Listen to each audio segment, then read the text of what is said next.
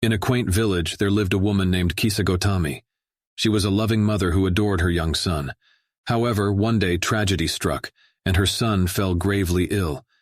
Despite all her efforts and prayers, the child's condition worsened, and he passed away. Consumed by grief, Kisagotami refused to believe that her beloved son was gone forever. She carried his lifeless body from house to house, begging for a miracle.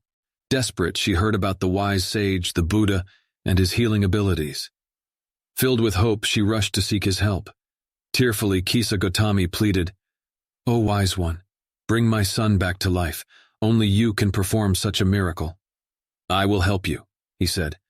"But first I need you to bring me a mustard seed from a house where no one has ever experienced the pain of losing a loved one."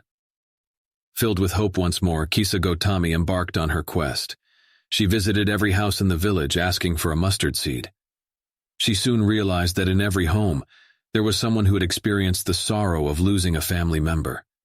With each encounter, Kisagotami's heart opened to the universality of suffering.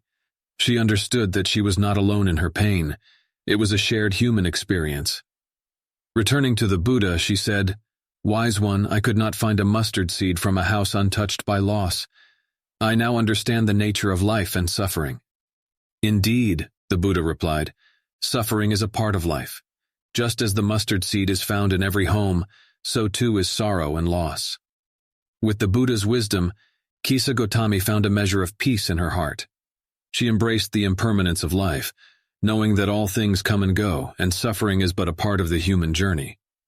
From that day on, Kisagotami chose to honor her son's memory by living with compassion and helping others cope with their grief. And so the story of Kisagotami and the mustard seed reminds us of the universality of suffering. It teaches us that in acknowledging and supporting each other's pain, we find the strength to live with love and kindness. If you found this story inspiring, consider subscribing to our channel for more touching tales that uplift the spirit and touch the heart.